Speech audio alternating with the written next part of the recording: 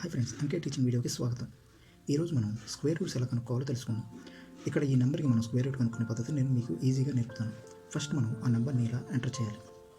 చేసిన తర్వాత ఇటువైపు ఇలా 2 లైన్స్ అనేవి గీయాలి. తర్వాత ఈ నెంబర్కి రైట్ సైడ్ నుంచి 2 నెంబర్స్ పైన ఈ విధంగా లైన్ అనేది యాడ్ చేయాలి. ఇప్పుడు ఈ ఫస్ట్లో ఉన్న 2 డిజిట్స్కి ఏ నెంబర్ అయితే సింగిల్ నెంబర్ అదే నెంబర్తో మల్టిప్లై అవుతుందో సమానమో లేదా దీనికన్నా తక్కువై ఉండాలి. ఫర్ ఎగ్జాంపుల్ ఇప్పుడు 4 16 5 25 అంటే ఈ నెంబర్ వాల్యూ ఎక్కువైపోతుంది కాబట్టి మనం 4 తీసుకోవాలి. సో సేమ్ 4 ఇక్కడ 4 సేమ్ నెంబర్స్ ఇటు రావాలి. సో 4 16. ఇప్పుడు దీంట్లో మనకి సబ్ట్రాక్షన్ చేస్తే దీంట్లో 6 మిగులుతుంది. పైనుంచి 2 నెంబర్స్ మనం కిందకి దించుతాం. సేమ్ ఇది డివిజన్ టైప్లోనే మనం 2 నెంబర్స్ మనం కిందకి దించుతాం. ఇక్కడ నుంచి మోడల్ అనేది మారుతుంది.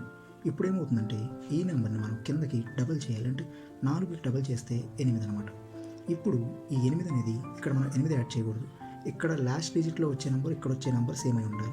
ఇప్పుడు 9 అనేది ఏ నెంబర్తో వస్తుంది? 3 3 9 లేకపోతే 7 7 49.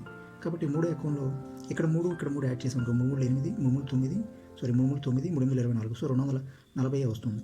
అందుకోసం ఇక్కడ 7 యాడ్ చేస్తాం. ఇప్పుడు 7 అనేది ఈ మొత్తాన్ని మల్టిప్లై చేసుకోవాలి. అప్పుడు ఏమవుతుందంటే 7 49 7 56 4 కలిపితే 60. సో 0.